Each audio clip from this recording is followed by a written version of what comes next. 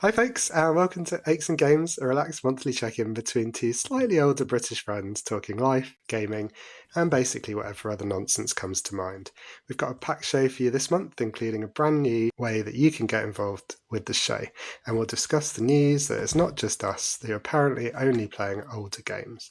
But let's start with some intros. First up, don't forget that between these monthly episodes, you can catch us at Aches and Games. That's at ACHESANDGAMES on X, Threads, and most social platforms, or on our Facebook page, which you can find by searching Aches and Games, or you can email us at achesandgamespod@gmail.com.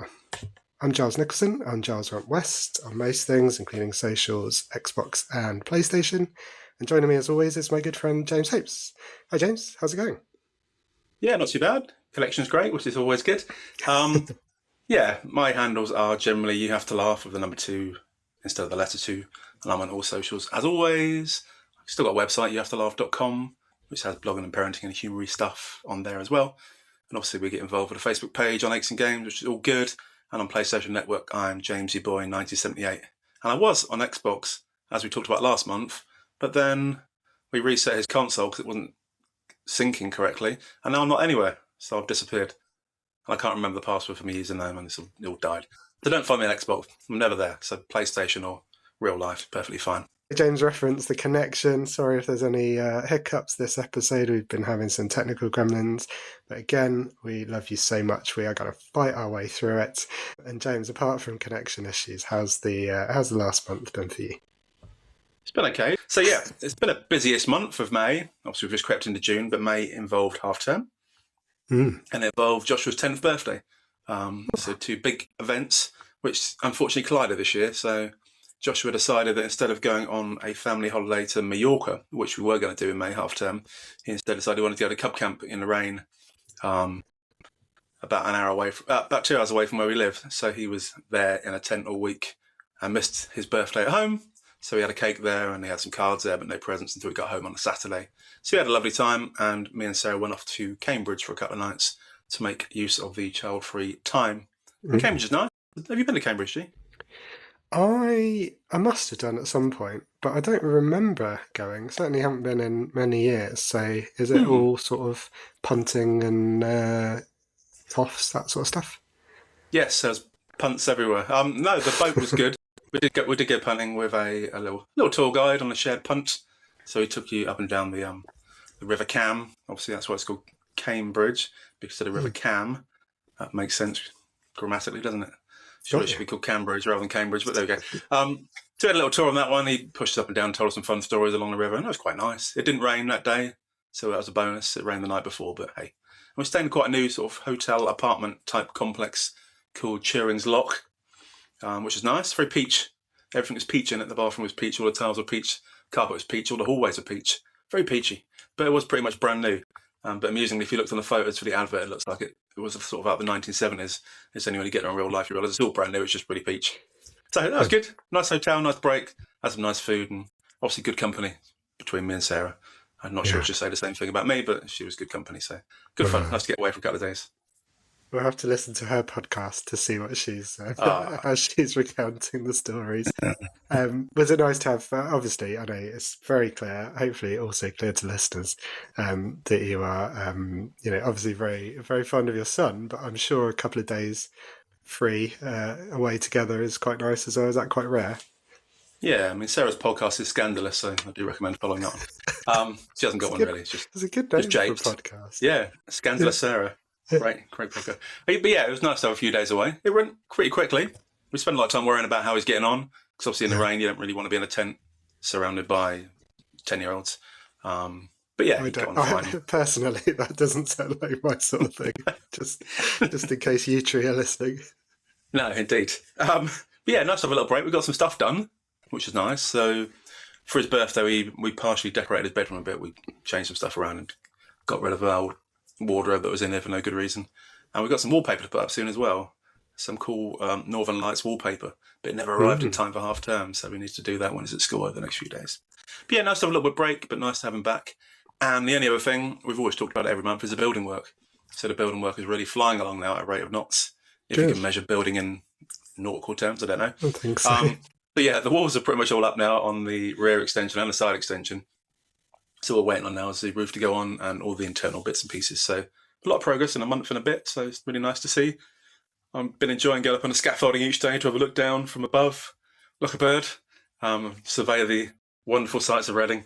So it's been quite fun looking at the building work and seeing how it's going. So nice to make some progress at last. And now yours is all done, obviously, and we're still waiting for the invite to the house party for the housewarming. Well, I think technically you guys have had an invitation. You just haven't responded. But not for a party. There's no party. We do things in small groups normally around here. So you can come and be the focus of attention, or not nice. at all. That's your options. You mentioned Northern Lights. Did you see them? They were visible over the UK, and I kicked myself. I missed them by about 10 minutes, I think. I just about got the end of them. No, we were beyond disappointed because we were watching programs, so didn't have the curtains open, so didn't know they were coming. And the only reason we knew they were coming is when my friends started posting photos on Facebook of the Northern Lights looking resplendent in their glory. And then by the time I actually saw those messages, it was 40 minutes down the line, it all gone again. Yeah. So Madeline had a nice photo of the Northern Lights in Caversham, and her picture even got featured in the local newspaper website as being the top photo of the Northern Lights in the world ever. So she's on to make fortune now. Even had to spell her name wrong in the article, which she was a bit disappointed about. And then another one of my friend Kelly, who lived down the road, she has some lovely photos, and that made me even more disappointed because she was literally just down the road, and I would have had the same images if I'd have actually had the curtains open and hadn't been watching whatever it was on TV. Hey ho, life goes on. Indeed. Well, hopefully. That's, that's the plus, isn't it? That's the positive.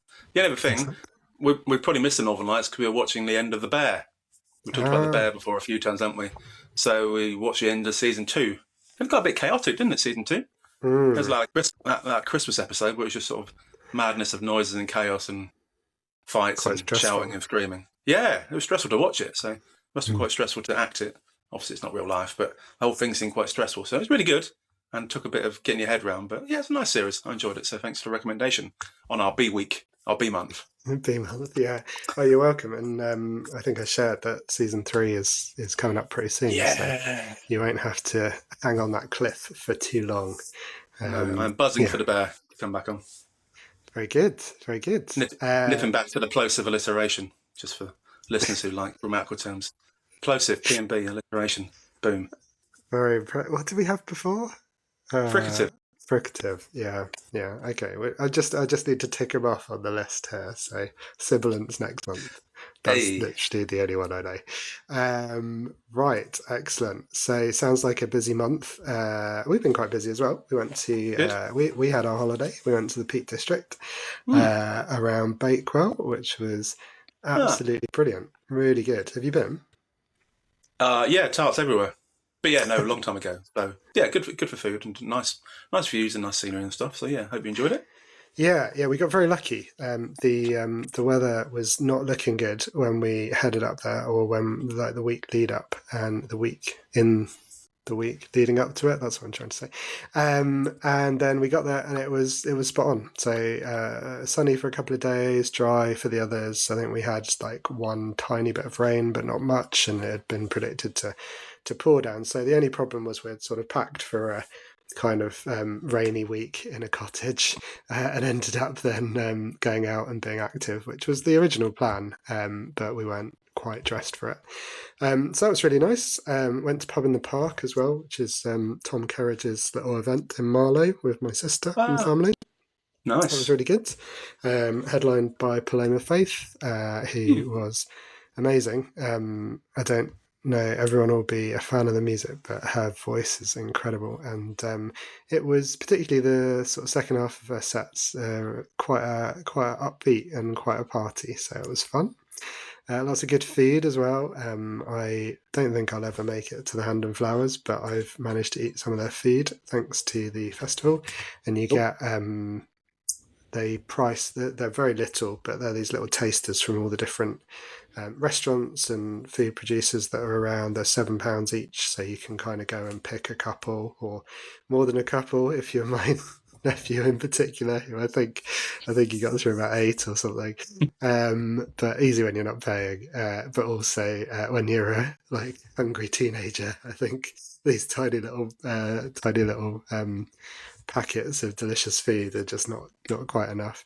But yeah, so tasted some lovely food, and that was really good fun. And then otherwise, like you said, just finishing off with the building, really painting, lots of flat back, boring stuff. But we watched a fair bit as well. Taskmaster and Race Across the World are two of our sort of regulars, so they both had their series and they both just finished. Do you watch either of those? Always watch Taskmaster. Not the other one, Mm. but Taskmaster we've watched many series of from years gone by. So Right. always very entertaining. Always lots of repeats on, so always quite fun to catch up on. And obviously I've Yeah, always liked Greg Davis, so it's a great laugh. yeah, he would have been a great teacher, wouldn't he? I feel like we sort of Oh had yeah. teachers a bit like him at school, but Yeah, we have even bigger characters than that one. They were fascinating people. yeah, yeah, it must I've got take a two. go for it. No, sorry. No, you go for Well, it. one of us has got to, otherwise we'll just be sat here for the rest of the hour. You go for it. I'll take a drink. No, I was going to say I had two interesting segues from your stories about what you're doing in the month. One of which is, did you know, on the subject of baked goods, what Cambridge is most famous for? No, punting and cams. I would have thought. In terms of baked goods, though, they are Oh most no, famous for the Chelsea bun. what? Crazy. I know, my mind was blown. It's still not recovered itself. So Yeah. yeah, Cambridge is famous for the creation of the Chelsea bun. I went to one of the most world famous Chelsea bun vendors, which is called Mm. Fitzbilly on the high street. We had some Okay. nice Chelsea buns in there. I had a Chelsea bun covered in some kind of creamy substance. Can't remember what it was. Cheesecake stuff. It was nice. Okay. I was going to And say you got to watch these posh boys, James. yeah, I never saw them make it, weirdly, but very Yeah. expensive. Anyway, No, it's very moving nice. on. And the other segue was on your musical one, we're going to see Girls Aloud in June. Amazing. I know, we've been to see them like 3 or 4 times before, obviously when they were more of them, since Sarah's passing. Obviously, it's the first tour since. So we're going to see them for the reunion tour, see how it goes. So we've always loved Girls Aloud, so should be a good crack. And can't remember we're going to see it. Might be Birmingham, could be Bournemouth, could be Brighton, could be Belgium, can't remember. But we're going to somewhere beginning with a B to see Girls Aloud, so it should be good fun. Yeah, as long as you got the first letter, I think you can work it up from there. I'm sure that's how I, directions work. So, in terms of podcast news, I think it's is it fair to say it's been a quieter month, James? It's been a quieter month, certainly on my channels that I look after. Having promised that I'd post more stuff, I've completely failed to post very much at all. you kind of did at the start, then it sort of Yeah, wheeled I away a phased bit. out. I got no stamina. I love social media, but it's really hard to get it going when it's something new. It's really fun when you've got it going and everyone just is there and everything happens really easily. But when you're trying to get it going, it's really tricky. So yeah, we're still getting there. We have that separate little group chat, don't we, with Scotty about different bits and pieces. So we had lots of chats with Scotty about the games he's been playing during the month, which I always take credit for the podcast for encouraging him to go in the direction of certain games. So he got his PlayStation 5, which still was because of the podcast in the first place. Yep. And then he's played a lot of The Last of Us over the last month. I think Maddie went away on holiday without him, and nothing sinister. They just go on holiday in different places sometimes. And Scotty stayed behind and took the week off work so we could finish The Last of Us and other bits and pieces. So he loved it, and that was one of our favourite games that we've discussed in the past. So I'm glad that Scotty got to feel the excitement and vigour of The Last of Us. Yeah, well, and that's whether deliberate or not, that is a perfect segue, James, because with that in Always mind, deliberate. and with another listener, who does happen to be my girlfriend, Hannah, so he came up with the idea of, she was talking about the fact that we'd played Ratchet and Clank, and we were talking about our different views on it. I don't know, we've both been playing a same game this month, so we're going to talk about that in a moment. And she was like, why don't you, every month, why don't you sort of pick a game and play the same thing and a bit of it anyway and sort of see what you think? And I thought that's a really good idea, so thanks, Hannah. But also, like you said with Scotty, it's really nice to kind of make suggestions that people are playing, hear what they think about it, whether good or bad. And so we're going to adopt that as part of the show going forward. So the plan is to pick a game each month. We'll be playing a good chunk of it. I think we've sort of said 4-ish hours, something like that, but see how we go. But a decent chunk so you can kind of get a sense of it. preferably something from a subscription, so that if you're listening and subscribing, then you can also join in without cost. We might change that every now and again. There might be something we both own, but most likely it's from a subscription. And we're going to take turns. So James and I can make those picks, but you listeners, if you've got any suggestions, anything on one of the subscriptions that you think we should have a go at, especially if it's something we haven't talked about and wouldn't easily play, we're both really keen to give it a go. So I won't commit to finishing a 100-hour RPG for you if you suggest it, but I'll certainly give it a good go, give it a fair crack, and give you my thoughts. So that's the plan going forward. And James, I think you've got first pick this month. So what did you go for in the end? Yeah, it's a sound plan. It's a really good idea. Much better than the ideas that we come up with. So thanks to Hannah for that one. Always appreciated. So it's one we briefly talked about last month when I was talking about lots of different fun games involving animals. So one of the new things on the PlayStation subscription service is Animal Well, which was a day one subscription service release, I believe. And it just came out straight to being free, or free after you paid for it in advance. So Animal Well is a funny game. It's like we were talking about 8-bit graphic type games last month. So that's one of these type games. The graphics aren't amazing, as you would imagine, from the look of the previews. Obviously, we've not played it yet. And there's certainly lots of spooky looking large cats and rabbits and stuff, which you run around. And it seems to be kind of platformy in terms of stuff. And it seems to be quite scary and looks a bit fun. And it's got cute animals in it and some animals that you have to shoot or they shoot you. But I don't think there's much combat involved. It's mainly platformy and adventure-y. So sounds fun, looks different. So why not? Yeah, and it's got brilliant reviews. Thanks for you gave me a couple of options, so I appreciate the choice, James. But the this one was one on my list as well. It got really stunning reviews when it came out last month, I think, and like you said, released straight into PlayStation Plus. It's apparently quite puzzle heavy, and what really made me interested, and hopefully will make for a good game for the show, is that a lot of the reviewers have talked about kind of having sort of revelation aha moments solving these puzzles and wanting to talk to someone else about them. So again, James and I will be playing. If you're listening and you have PlayStation Plus subscription, give it a go, join in. That would be really, really good.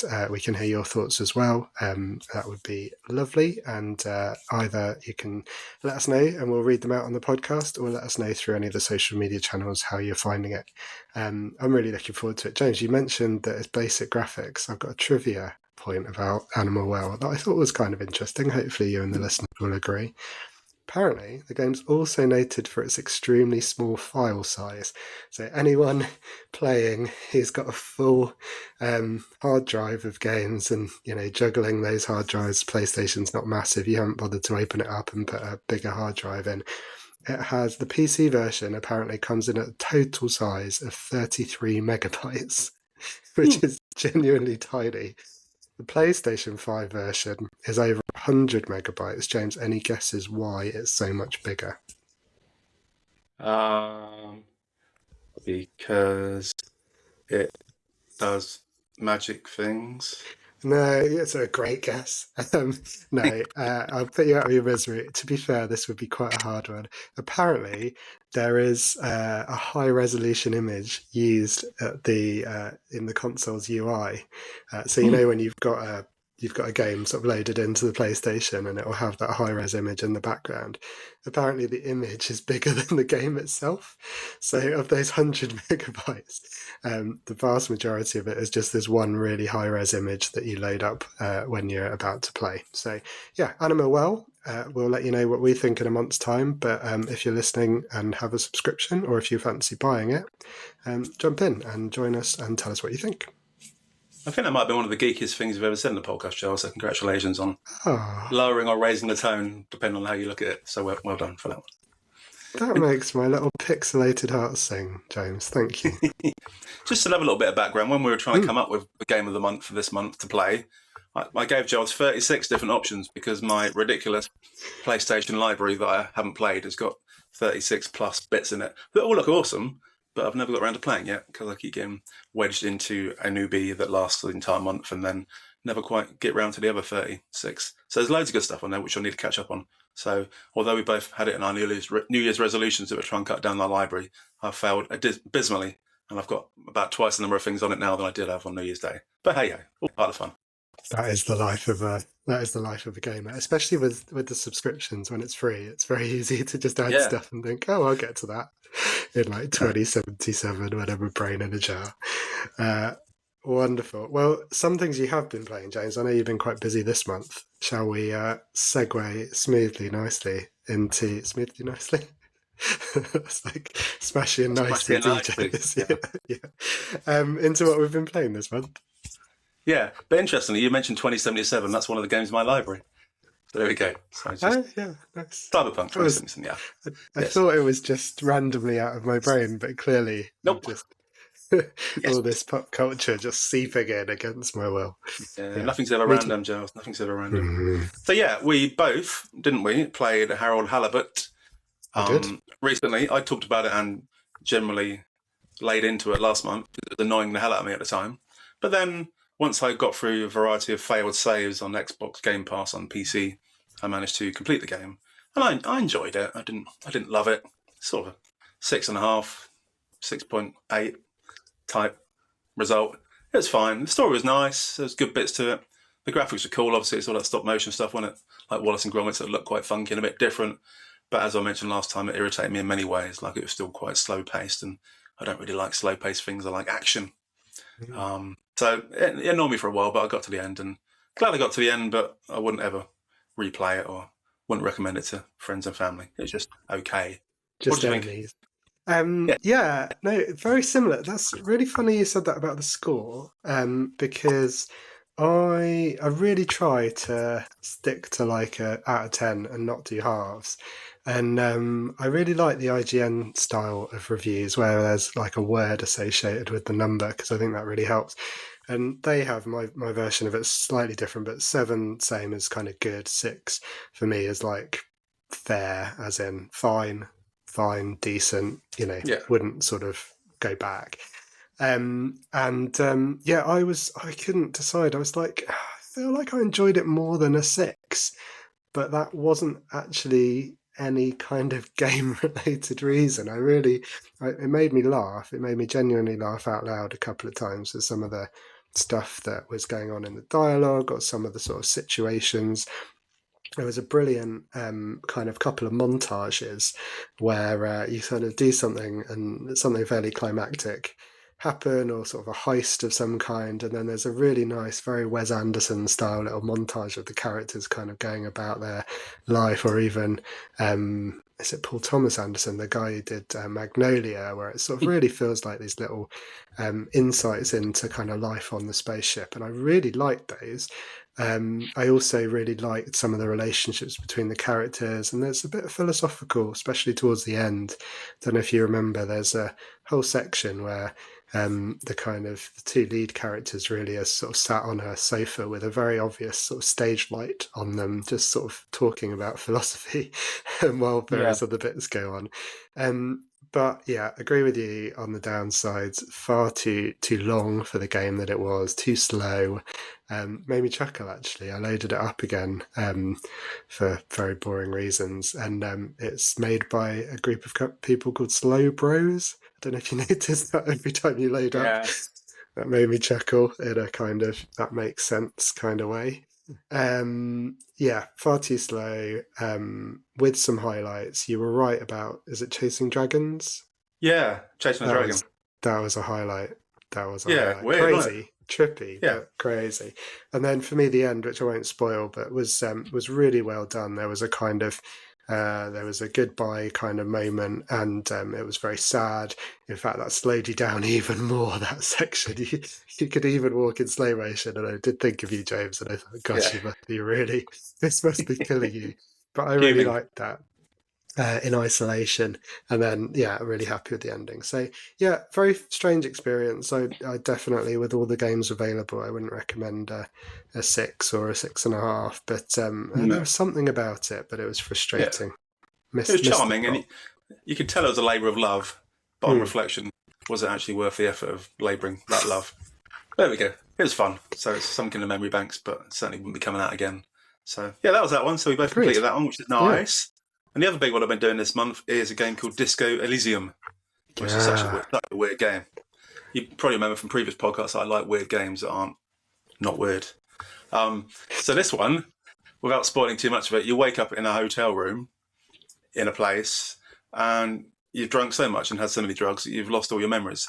You don't even know what your own name is. You don't know what your job is. You don't know why you're in a hotel room, and you sort of stumble around for quite a while. And weirdly, it starts with your sort of basic limbic system talking to you in your own head, talking you through where you are and what you're doing and why you're such the way you are. And you can die within like seconds of starting it if you do the wrong kind of thing, because you become so morally bankrupt or so physically unwell that you just die, and then you start all over again. So that's a weird start to the game. But then gradually you walk downstairs to from the hotel room, you meet up with someone else, and you work out that you're actually there to investigate a crime. And it turns out you're a police officer, and you gradually find out your name, and you find all the things that you've lost over the last few weeks, and you work out why you're there, and then you gradually start solving some stuff. But you can choose different paths. You can still go back to the cigarettes and the alcohol and the drugs, which gives you a little bit of a sort of a brain boost. You can learn more when you're on drugs, bizarrely. Don't tell the kids, it's not so good.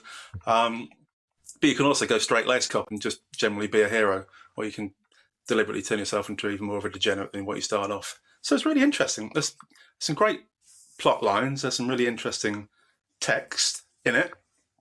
Post some more examples of that in the coming weeks. Now that I've got into it, lots of swearing in it. There's literally nothing that's blurred out. All the words are said apart from one. Strangely, yeah, it's a homosexual slur, and that's the only word in the entire game they blur out and don't say, which is good, I suppose. Yeah, but they've got all the other swear words in there and all the other fun bits, and obviously the drug references and the alcohol and cigarettes and everything else. And really interesting. There's a union involved. There's killings involved. There's a hanging. There's all sorts of things, and you sort of build a relationship with this other police person and gradually work your way through. So I'm loving it so far. It's really interesting. There's also a really strange skill learning system, so you can like you fail at doing something, and that gives you the chance to then internalize a thought. So it takes like 3 hours to internalize a particular thought, and once you've internalized it, it then gives you an extra skill in that area. So you get skill points which you can then spend on different parts of your skill matrix. There's like 16 different skills you've got, or 20 or something like that.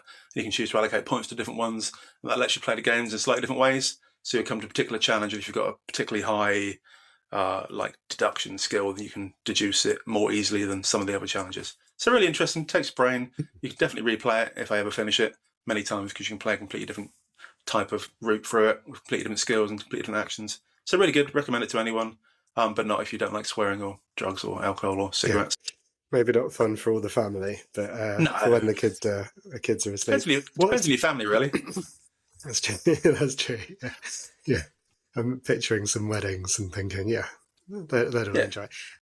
What's the gameplay like? Because it's been on my list for a while, and it's an RPG, isn't it? But is it turn based? Is it is there combat? It's all dialogue, is it? Yeah, and wandering quicker than Harold Halibut.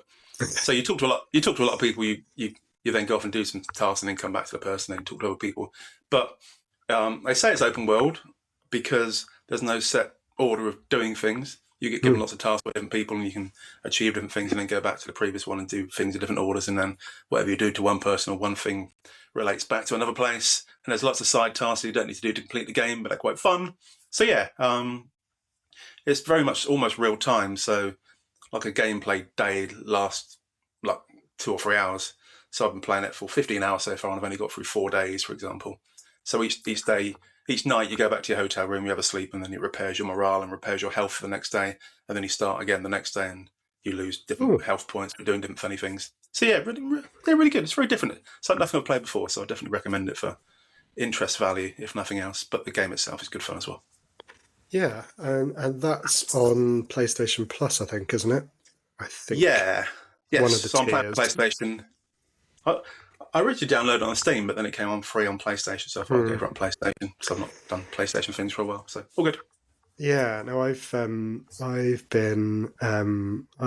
watching it for a while, and I bought it on Switch when it was on sale because I thought it's a long game. I'm going to want to sort of play it on the, in different places, pick out sort of bits of time to play it.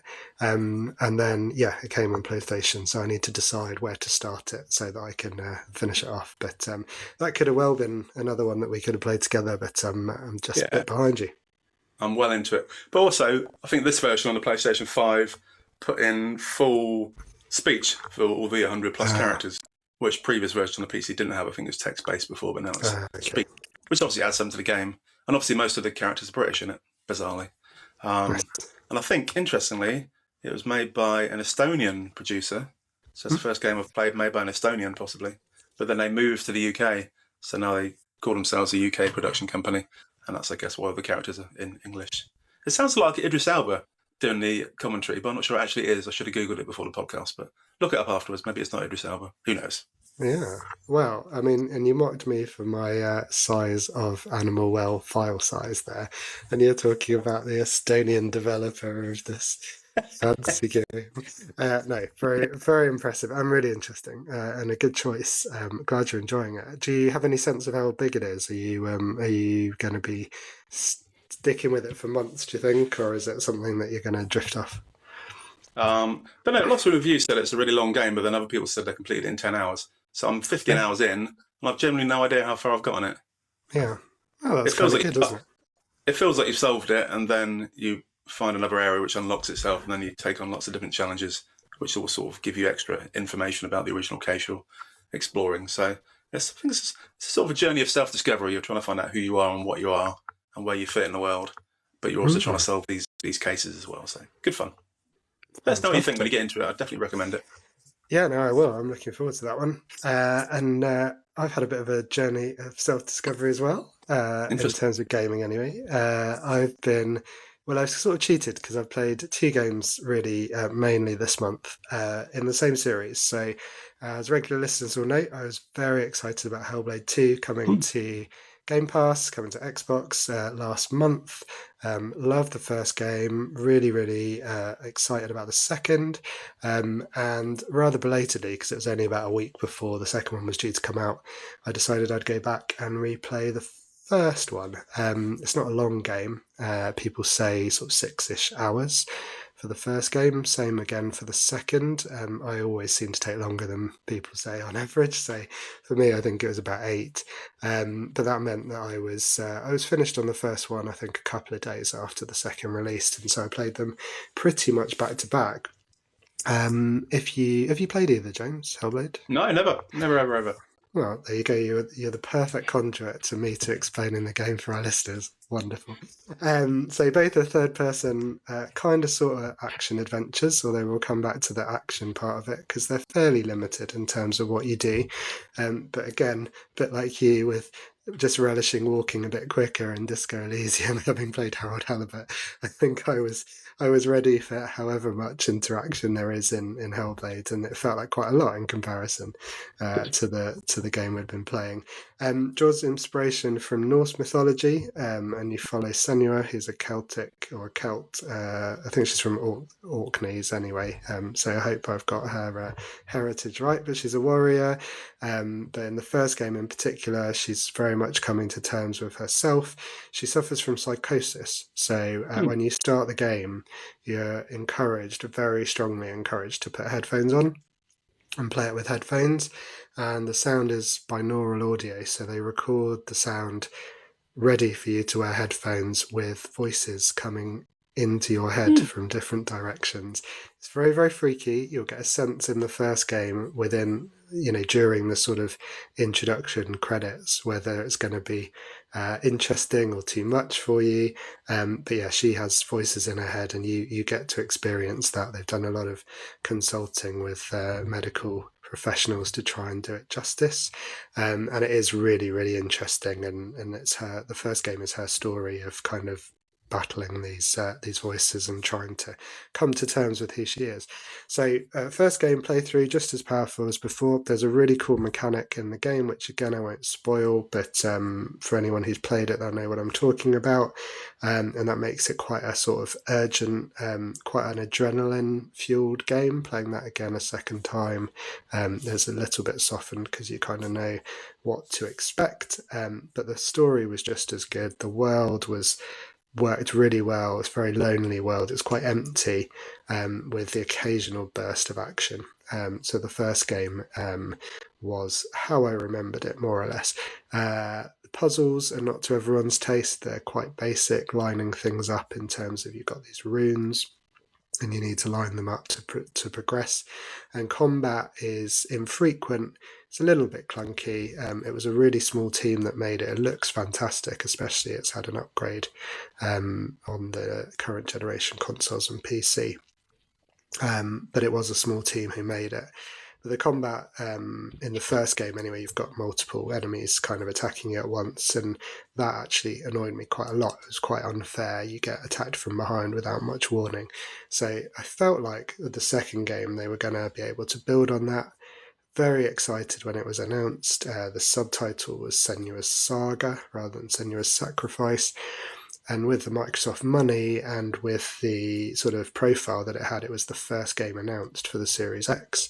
I think me and other people expected it to expand on the first one, be bigger, and sort of go and evolve into maybe a slicker game, which I think is why the reviews for the second one were quite mixed.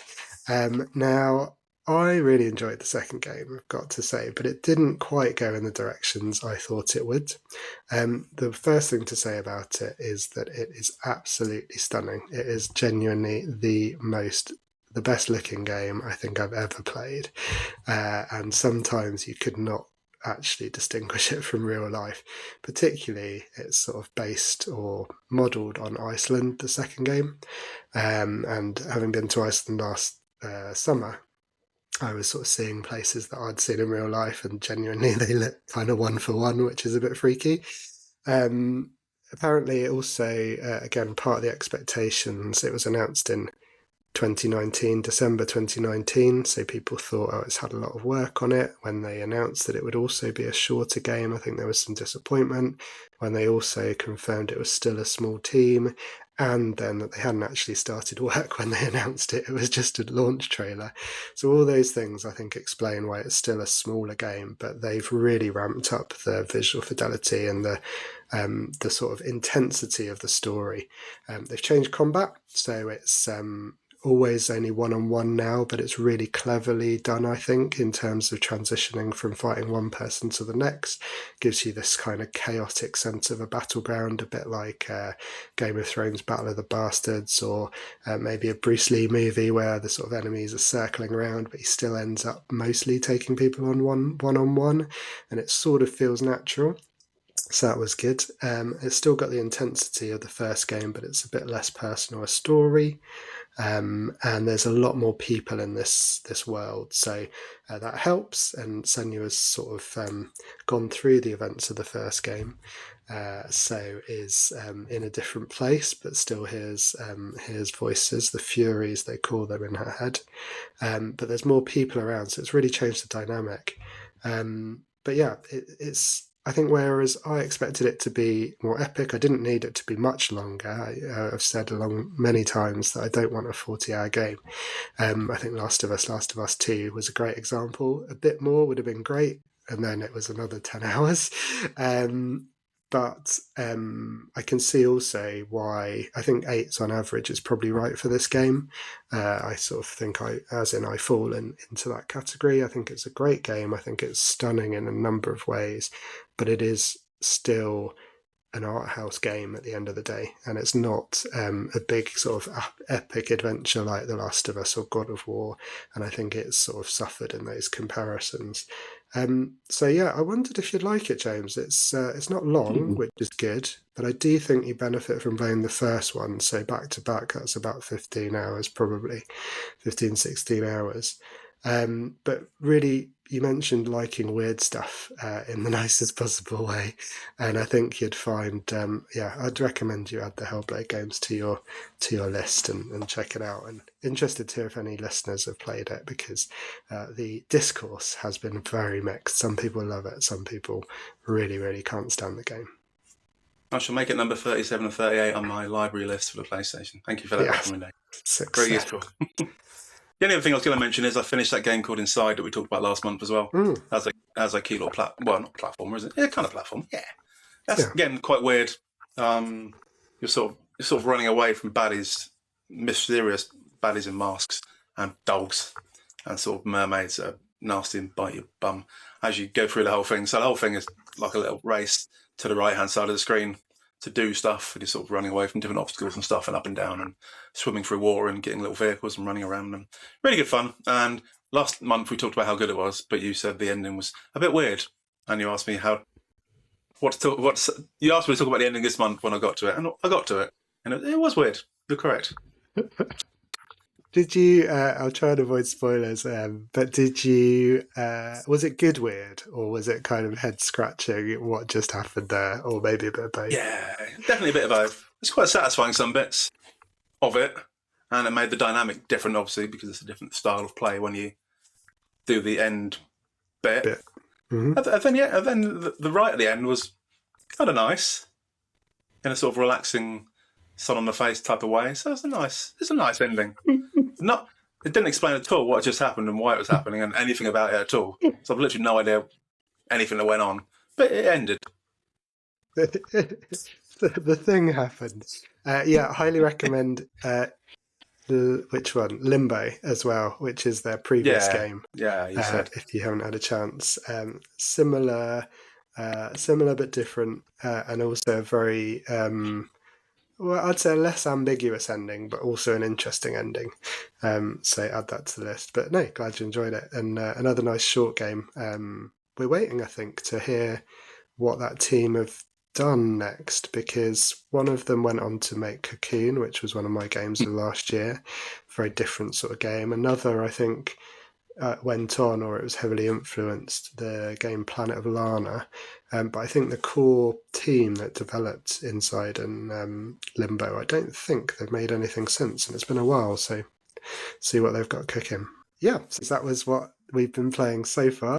What's coming up? There's some interesting stuff happening at the moment. State of Play. PlayStation had another little stream recently.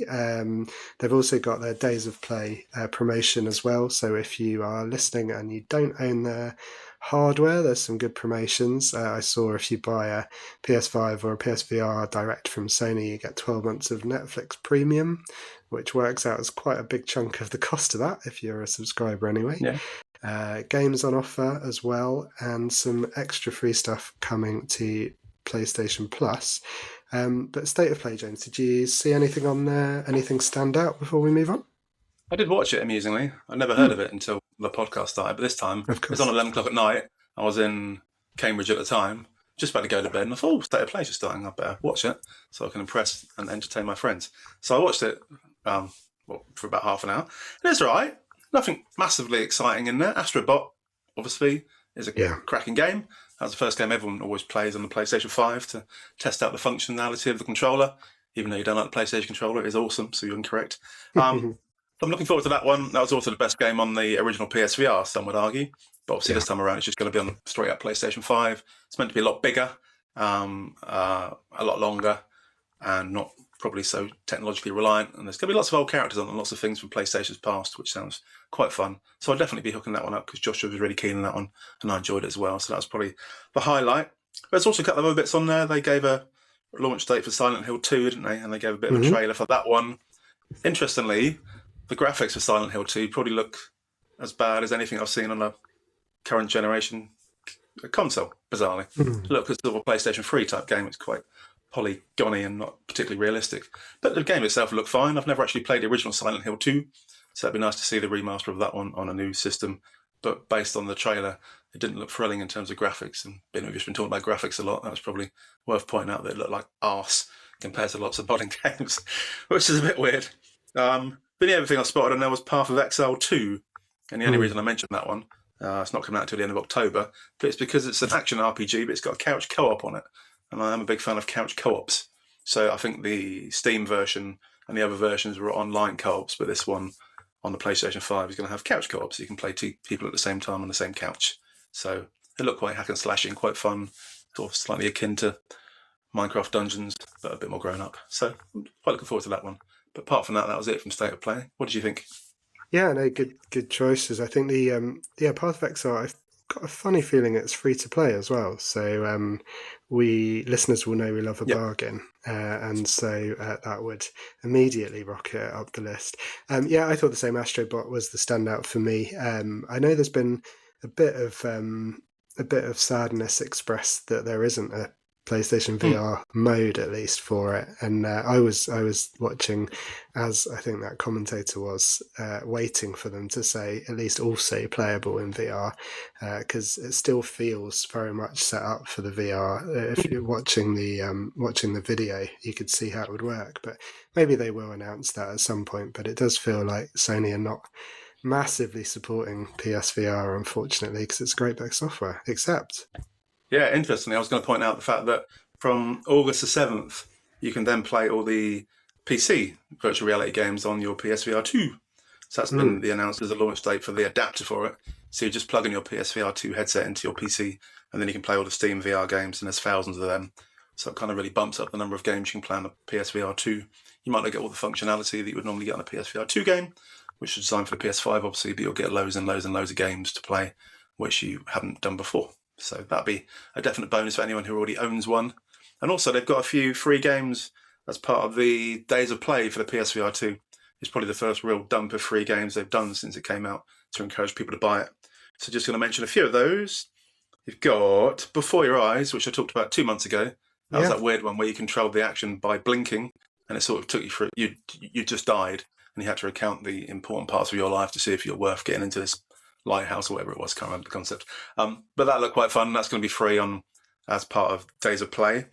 Also, Saints and Sinners, the Walking Dead bit, Saints and Sinners, episode 1 and 2 is now going to be free for the PSVR 2 as part of that as well. So that was one of the best PSVR 2 games.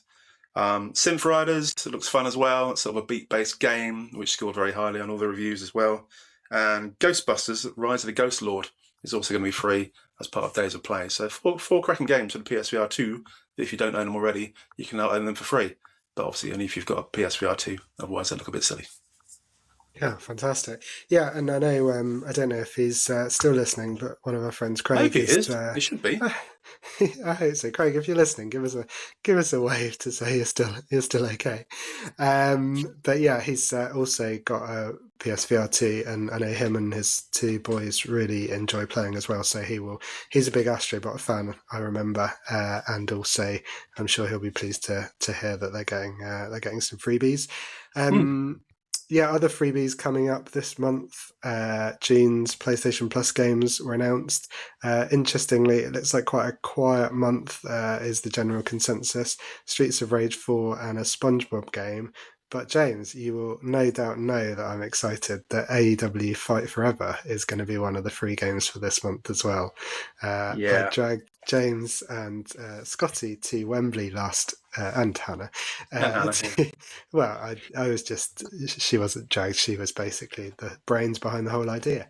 Hopefully she's asleep now, so she can't argue. But yes, no, she was very kindly accompanying us as well. And yeah, AEW Fight Forever, that could be quite fun. A wrestling game is always good, sort of simple, over the top nonsense, as is probably most of wrestling, now I think about it. Yeah, it looked fun. The reviews haven't been amazing. The career mode's meant to be okay. It's meant to be more sort of arcadey action rather than a genuine wrestling simulation of the obviously oh so accurate real life wrestling. Yeah. So yeah, I'll probably give it a go for the career mode. I like career modes in games like FIFA and stuff, so I might give it a go just for the hell of it because it's free. Why not? Yeah. And a couple of other freebies on different platforms just to cover off. On Game Pass, they haven't really announced the June games, or not many of them. So at the time of recording, they probably will do annoyingly just before this goes live, thinking about it. It's usually the first Wednesday or next Wednesday. But Still Wakes the Deep is a game that is coming out in a couple of weeks. It's from the developers of Dear Esther and Everyone's Gone to Rapture. So two very well-regarded walking sims that I enjoyed, or I've enjoyed Dear Esther. I haven't got to Rapture yet. But the previews of it looked really, really good. It's set on a oil rig, and it's kind of spooky. And I was reading a preview on Eurogamer today, and it sounds really exactly my sort of thing. So I think it's a bit more actiony than maybe their previous stuff, but also a bit of a ghost story by the sounds of it, or the version of that. So looking forward to that. And the big news, obviously, for Game Pass isn't for this month, but Microsoft have confirmed that this year's Call of Duty will be day one on Game Pass in the autumn or the fall. So that's big news. I think it was more or less assumed that it would be like that, but there were lots of people saying they'll never do it. It's wasting or just throwing away a lot of potential revenue. But I think this shows that Xbox, at least for now, is kind of all in on trying to build those Game Pass subscribers. And we'll see what the new Call of Duty is at the Xbox Showcase this coming Sunday. Yeah. Oh, I always like Call of Duty games. I really enjoyed Call of Duty World War II. It was the first one I played. That was really good. I like war-based stuff for some reason. Probably because of primary school. Yeah. How we used to live and all the other war programs we used to make us watch, which was just entertaining. So yeah, that's the main one I've liked so far. I bought Call of Duty Vanguard recently on the PS5, but I've not got around to playing it yet. That's not even in my library yet. It's sitting in a physical copy on the desk, library adjacent. So that's actually 40 games in my library, including the ones that I've not loaded up yet. So yeah, looking forward to that one. There's also a few games on the PlayStation that I never noticed were there, bizarrely. Oh, so okay. Dredge came out as a new freebie as part of Days of Play, I think. And Dredge is like a horror fishing game. And I've always wanted to play it. I saw it on the PC and was going to play it on there, but now it's free on the PlayStation 5. I might as well give it a go on there. That looks really entertaining. Sort of a good fishing game. You can upgrade your boat and do stuff. But when it goes dark, then monsters and stuff creep out. So that's a bit of a different dynamic there. So a bit like Dave the Diver in terms of the fishing side of things, but then no sushi restaurant, and instead you sell them to local communities, I think. So that looks quite fun in a horror, Lovecraftian, supposedly, type way. So we shall see how that one goes. Also, Tunic came out in the last month's Game Pass, which I did notice. So that's also now in my library. That's a game where you're a anthropomorphic fox and you go around trying to find your soul somewhere. And that's quite cute and cuddly and fun in terms of an adventure game. And obviously Red Dead Redemption 2, which I've still never played, is now free on PlayStation as well. So that's also crept into my library, ready for a day when I've got 40 hours spare to ride around on a horse, as we talked about before. But yeah, lots and lots of games have added to my annoying library this month from all the newbies that have come out from Days of Play. Fantastic. Gosh, there is a lot happening, isn't there? And it's we're sticking to the first Friday of every month, but we are also just recording before Jeff Keighley's Summer Games Fest. So there'll be more announcements. There's the Xbox Showcase on Sunday, just after this episode will go live. There's the Call of Duty show straight afterwards. There's a Ubisoft event. There's loads of stuff. So it's a busy time in gaming, and anything notable that we think of, or anything that we think is notable, check out our socials. I'm sure we'll be posting about what we thought. James has given me the thumbs up on video. He was keep plugging those socials. We'll get the traction at some point. Awesome. Right. Okay. Well, on to our topic of the month. As I said, in future, we're going to do this monthly game, which we're going to see sort of how much time we have for main topics. We might not do them every month. We might do some specials in the future. We're going to mix it up, as you might have been able to tell from the intro. But for the time being anyway, I saw this, I don't know if you'd seen it already, James, but saw this article, or a number of articles coming off a tweet that a guy called Chris Dring made. He works for Game Industry Biz, or certainly did. There's been more layoffs, unfortunately, but I think Chris is safe. And he was sharing some interesting stats. Sony also talked about this on their recent investor conference. So this is really about how people aren't really playing new games. So there's huge numbers of people owning the consoles, playing games on PlayStation, Xbox, or on PC, or on Switch. But actually, half of Sony's users are still on PS4, so the last generation, and that's 3 years in. And only 8% of the time spent is actually on any new games, and a good chunk of that was on new iterations of series, like things like FIFA and stuff like that, I think it was 3% of time is for new IP, which is crazy when you think about how much these games cost to develop and how few people are actually spending their time on them. Apparently, a large part of this is due to games like Fortnite and Destiny and Minecraft, which have been constantly updated and people are just playing the same stuff that they enjoy. But James, I wondered if you had any thoughts on this phenomenon. Easy for me to say. Yeah, probably. I mean, stats are always interesting. You can prove whatever you want to with stats, as we know over the years. The PlayStation 4 against PlayStation 5 bit's interesting, I think. It'll be interesting to see when PlayStation 6 come out, whether people then gradually buy more PlayStation 5s, because certainly a lot of people buy stuff secondhand these days. Yeah. I think it's more reliable buying things secondhand than it used to be in the olden days. And obviously all the PlayStation 5 backward compatibility stuff means you can play all the old games anyway. So there's always literally hundreds and thousands and millions of games already out there in the ether from the last 20 years that are still a really good standard. So I think a few iterations of consoles back, you could either play older games which are generally awful or wouldn't work on your current gen.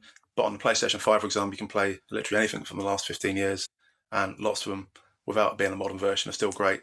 So like I said, I've got 40 odd games in my library, none of which are brand new. So I'm going to be spending the next year playing all those old games. So yeah, partially my fault because there's so many things in my library, I just don't have time to play new things.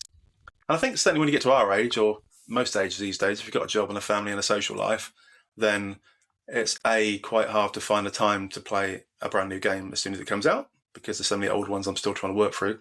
But also to put the investment in of 60, 70, 80 quid on a new game, I can never justify that one. So I'll more than happily play stuff when it comes on subscription services. So like you said, Call of Duty, the new one, when it comes on day one, then yeah, I'll play that one. It's a new game, but it doesn't cost me anything, so fine.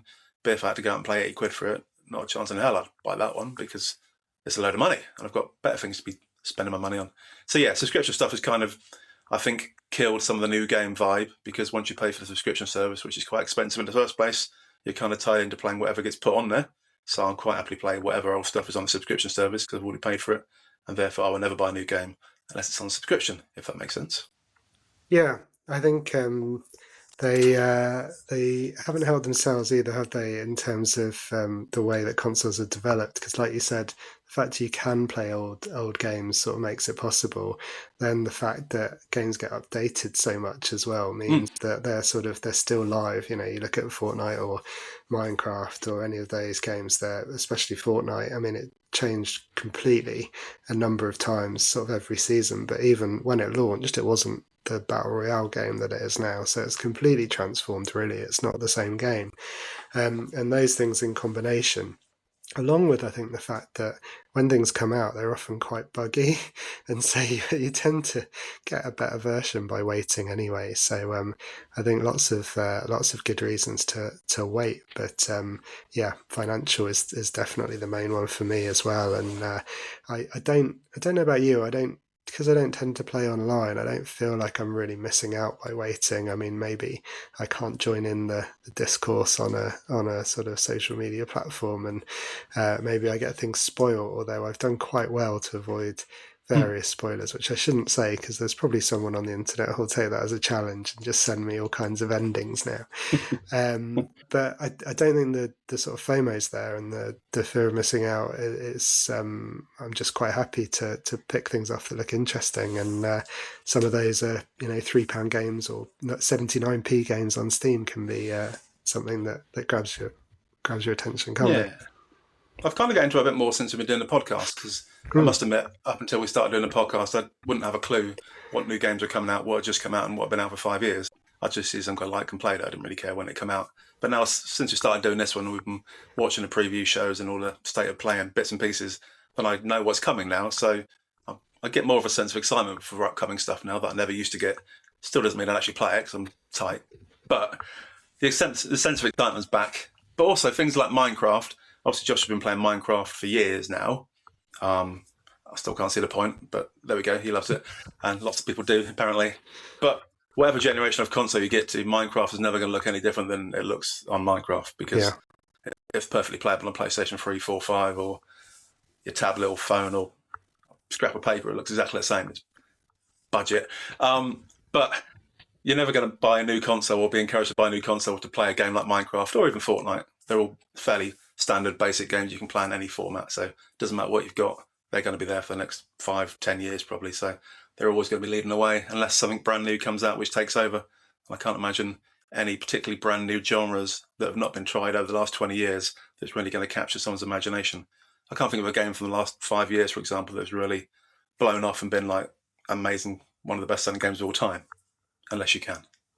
Oh, that's putting me on the spot. No, not really. I think, yeah, I mean, Destiny 2 is 10 years old, isn't it? So that was probably the most recent thing, I think. I don't know if Fortnite was after or before, but things like Fall Guys definitely had a moment when it was released on PlayStation Plus as a free game, and then it went free to play. It had another surge. I think what's the Rocket League had a similar sort of journey at the start, but it hasn't blown up in those ways. And then you think about the series that are essentially the same game, FIFA or FC 24. It's not radically different, but they managed to get you to rebuy based on the new rosters. So that's kind of always got some reason to update. I think they quite often give you a fairly cheap upgrade route as well to go to the next one. So FIFA or something like that, NBA 2K, those sorts of games are probably the closest. I think the other thing we're probably missing, because I'm not sure about you, I've not played it online, is Grand Theft Auto. So Grand Theft Auto 5, but still that was out on the previous generations. Was that even, thinking about it, was that even PS3? No, it was PS4, wasn't it, I think. It's been out for about 10 years, hasn't it? 7 years, 8 years? This is where I'm going to feel really old. But GTA Online, it gets continually updated, and people are spending crazy amounts of money overall and sometimes individually on points for that. And I really enjoyed the game, but I have never touched the online mode at all, and have no intention of doing so. So maybe we'll see when GTA 6 comes out next year. That might be the one to maybe kind of be the next big push. But yeah, it's been a long time coming for sure. Yeah, and like I said, the other big thing is PlayStation 4, that generation with the Xbox One. I think that pushed the boundaries quite a lot compared to the previous generation, but the PlayStation 5, and Xbox Series X, although they're technologically amazing, I don't think anyone's particularly exploited it massively to set it massively apart from the PlayStation 4. So you can probably play any game on a PlayStation 4, and you might notice a bit of a difference graphically to playing the same game on a PlayStation 5, but not enough to make you never want to play on a PlayStation 4 or to upgrade if you already had a PlayStation 4. There's not enough gap yet technologically between the two to make it the investment worthwhile, apart from people like us who always buy new stuff because we like feeling like we've got it all. It's funny, isn't it? We're talking about this about games and not kind of rushing into the new stuff, and here we are with all the latest tech really between us. So maybe there's something there in terms of the slightly older gamer. Maybe they like the gadgets, but then kind of start to retract. Was there ever any time when in gaming when you used to buy things new or ask for things new? I'm thinking when I was much younger, I'd sort of be lucky to get something for maybe for birthday and Christmas, maybe even combined back in the day. But beyond that, there was definitely a short period where I did pre-order a couple of games, sort of early 20s. But I can't think of a long time where I've gone out and bought things brand new. No, I mean, my Spectrum was the only thing I ever asked for. Then the Atari Lynx and the CD32 were both technologically advanced at the time, and I like the idea of them because they look cool on the back of the boxes. But no, it's been a lifetime. As you know, I stopped playing any games at all for about 10 years before we started getting back into it during lockdown. So I couldn't care at all about what came out during that time. But recently, like I said, I've got back into looking at the previews and stuff and getting excited about things, but not excited enough at my age of 45 to spend the money. So the excitement is tempered by the cost-benefit analysis these days. Whereas when I was younger, then it's my parents' money, so you could just beg and get really excited and finally win on your birthday or Christmas. Now when it's your own money that you're earning, not quite so keen. It's a bit different, isn't it? Well, it takes a lot to get a 45-year-old excited in my experience. But hopefully, listeners, if you've been listening to the last hour or so, maybe we've done a little bit to brighten your week. I don't know. James always mocks me for that sort of segue, but I thought that was not a bad one. Yeah, it's quite touching. Quite My heart is touching. swelling. Thank you. Okay, well, on that bombshell. Oh, heart, did you say? That's good. Yeah, heart. Okay.